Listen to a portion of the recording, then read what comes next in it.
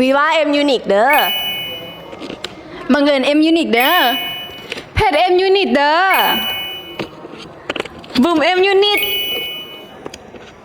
ยินดีต้อนรับทุกคนเข้าสู่รายการวีสนามื้อนี้รู้สึกว่าอากาศร้อนบ่ร้อนเนาะมื้อนี้ขี่รถอย่างมานี่อุ้ยถ้าเขาบอกไปว่าเพิ่นต้องบ่เสื้อแหละ ขี่ยังมาล่ะ เขาขี่ไม่กวดมา เขาขี่รถจักรมามื้อนี้นะ ร้อนบ่ ร้อนแบบอากาศ30-40องศาเกือบเป็นลมกลางทาง ร้อนบ่ โอ้ยร้อนจังเลยนะโคตรร้อนเลย จังได๋ล่ะมันสิจังได๋ดีนะทุกคนเขามีตัวสวย นี่เป๊ปซี่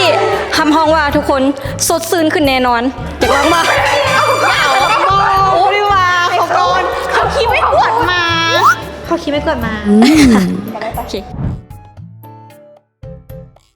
อเคทัศนะที่มาขอทำความรู้จักกับทีมกันสักหน่อยหนึงเนาะชื่อทีมเฮานี่มีเป้าหมายไว้แล้วแหละเรา สำหรับซื้อทีมของพวกเฮาเนาะตัว M แมนย่อมาจากคำว่า multi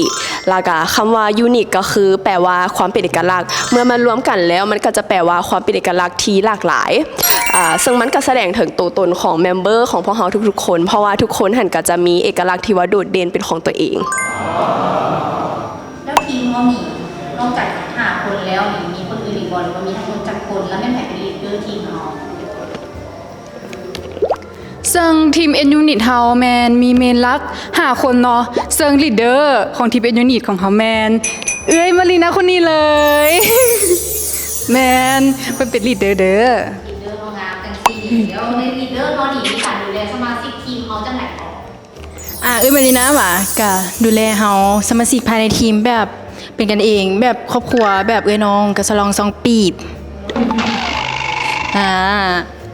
ยอกที่จริงก็ฮักคือเก่า แล้วในทีมเฮานี่มีคนที่แบบพูดภาษาเกาหลีหรือว่าเว้าเป็นบ่ สำหรับทีมพวกเฮานี่ก็น่าจะบ่มีไผเว้าภาษาเกาหลีเป็นเนาะแต่ว่ามื้อนี้เฮาเกี่ยมมาประโยคนึงอูดีทีมวันเฮจิเซลแปลว่ามันแปลว่าฝากเสียทีมพวกเฮาในเด้อมีความพยายามในการเกี่ยมเนาะขออภัยในแอคเซนต์ที่อาจจะบ่เป๊ะปานใด แล้วอันเป็นจังซี่เขานี่มีแต่คนงามๆแต่ว่า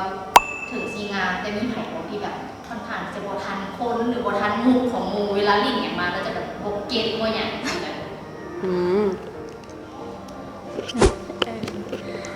คิดว่าในทีมนี่น่าจะเมนเฮาเพราะว่าเฮาเป็นคนที่บ่ค่อยเล่นโซเชียลเนาะแล้วก็เวลาหมู่ลิ้นมุกมานี่เฮาก็สิเก็ตบ่ทันหมู่ตลอดเด้ย ยังสีเหลือง บ่ฮู้แม่ง นอกจากคนที่แบบไปเกณฑ์หมู่แล้วสิในบรรดาคนเราเนี่ยคิดว่ามันแผนเป็นคนที่แบบมีเสน่ห์เป็นหมู่แบบสินะ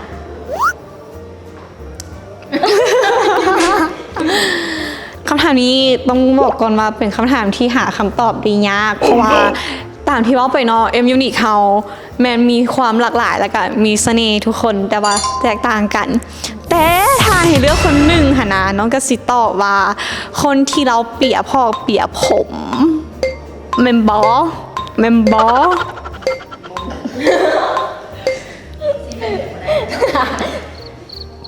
นแม่กับแม่เนาะ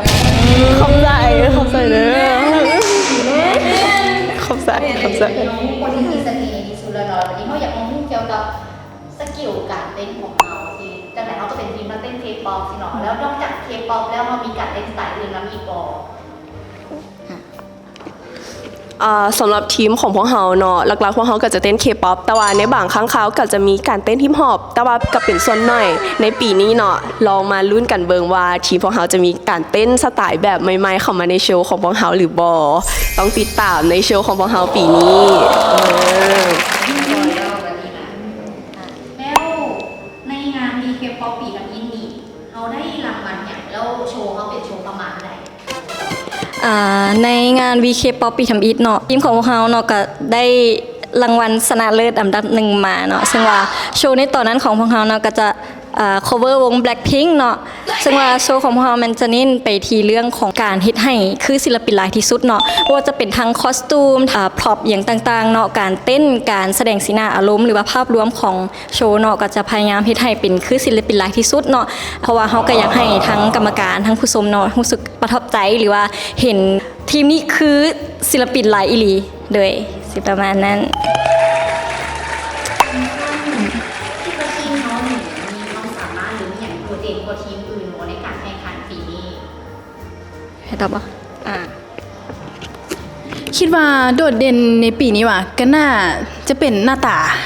ของพวกเราแบบย่อเขาเลยก็น่าจะเป็นแบบสไตล์การเต้นหรือว่าโชว์พวกเรานี่แหละปีนี้นะทุกคนจะได้เห็น M Unique ในสไตล์การเต้นใหม่ๆแน่นอนที่บ่เคยเห็นดิเซนมาก่อนและก็หวังว่ากรรมการและก็ผู้ชมจะมักในโชว์ของพวกเรา Oh my gosh โม้ไว้ขนาด แล้วการที่เอ็มยูนิได้เป็นหรือว่าเป็นผู้ชนะในปีนี้แล้วต้องได้มาแข่งเพื่อรักษาแชมป์ของเขาเสียนั้นรู้สึกแนวไหนนะคะกดดันไหมโอ้กลับมาแข่งอีกรอบหนึ่งสิ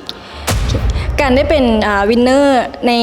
งาน VK Pop ปีทำอิฐเนาะพวกเขาก็รู้สึกดีใจหลายเนาะเอาตรงๆคือบ่ได้คาดหวังว่าสิได้ฮอดอันดับที่ 1เพราะว่าในตอนนั้นก็มีหลายๆทีมเนาะที่ว่าเก่งๆแล้วก็เฮ็ดโชว์มาได้ดี แต่ว่าสุดท้ายแล้วทีมเฮาก็ได้อันดับที่ 1มาก็มีความรู้สึกภาคภูมิใจเนาะแล้วคิดว่าเป็นอีกอย่างที่มันคุ้มค่าหลายเนาะที่ว่า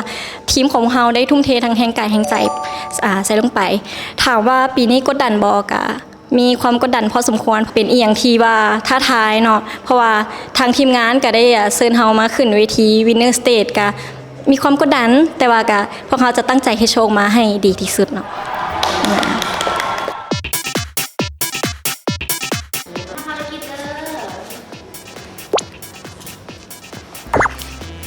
ภารกิจ Random Dance กติกามีอยู่ว่าเฮาจะ Random เพลงแล้วให้ทุกคนออกมาเต้นนำกันเต้นเพลงใดได้ให้ลูกออกมาเต้นแล้วรับคะแนนไปเลย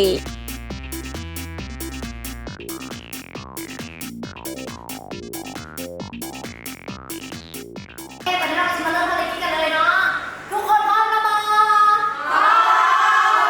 แล้วไปกันเลย The Bluetooth device is ready to pair. 3, 2, 1, 0.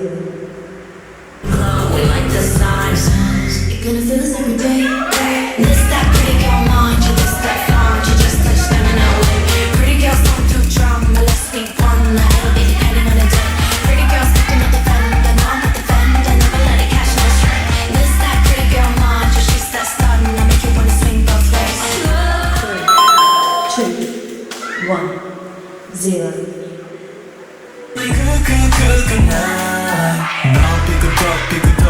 걸음거리고 장난거린 듯이 walk 특별 바라땡 난 기분 대로 walk 걸음거리고 장난 듯이 삐끗덕 걸음거리고 장난거린 듯이 walk 특별 바라땡 난 기분 대로 walk 걸음거리고 장난 듯이 삐끗덕 2, 1, 0. Crazy, crazy, crazy, crazy, crazy, crazy, crazy, crazy. Act like an angel dressed like crazy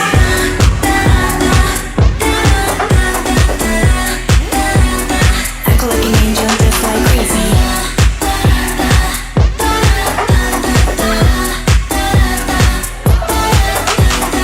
Hold the girls like Nelly 2, 1, 0.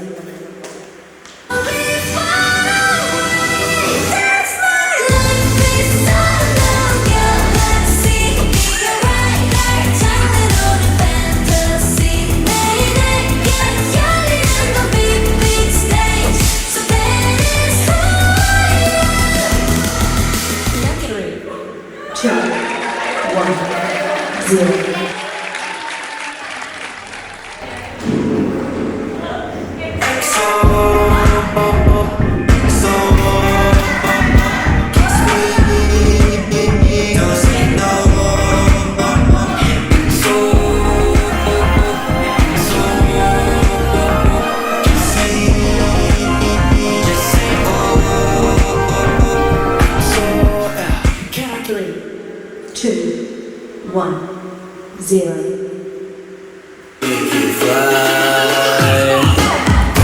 Vamos, I know that you want it, boom. Lovers, we cannot stop counting, boom. Ra-ta-ta-ta, I'ma make it, boom, boom,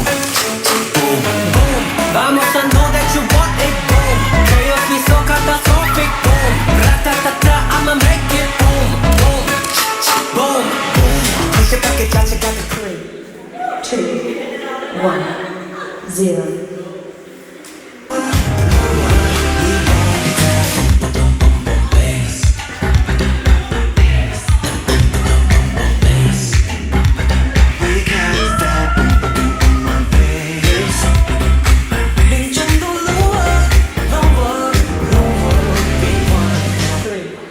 2 1 0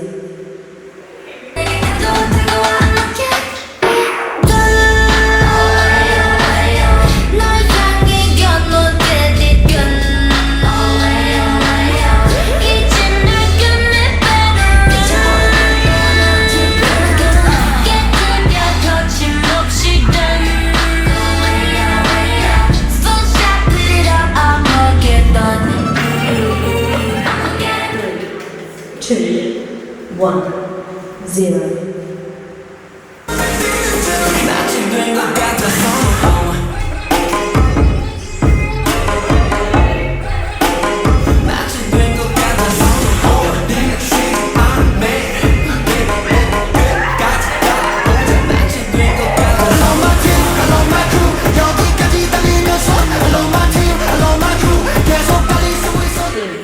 2 1 0 Supernova.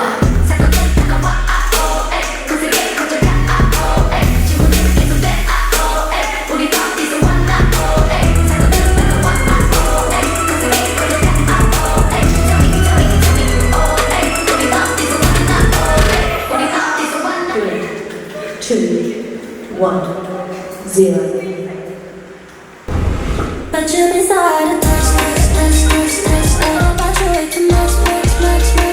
I don't wanna be guessed. You've been started to touch. Couldn't have been love, but you've been started to touch. I don't want you way too much. Yeah, you wanna mess it up. 'Cause you been started to touch. You couldn't have been love, but you been started to touch. 3 2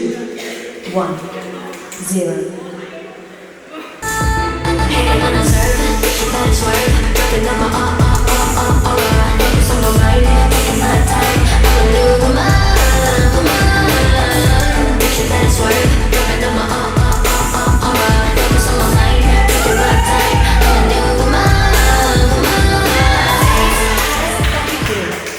2 1 0 지금 잘 모르겠지 그보다 나는 text me 널 보고 싶어 만나는 걸 원했다면 we do hit you with that do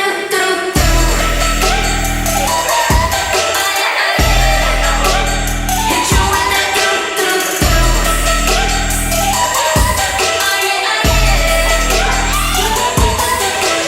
what you gonna do when I come through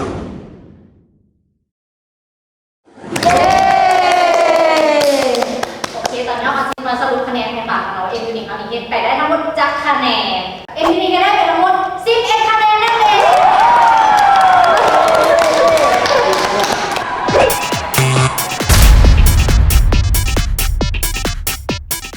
มาฮอตตอนนี้เวลาของพวกเขาก็จบลงแล้ว สามารถติดต่อพวกเขาได้อยู่ที่ Facebook IG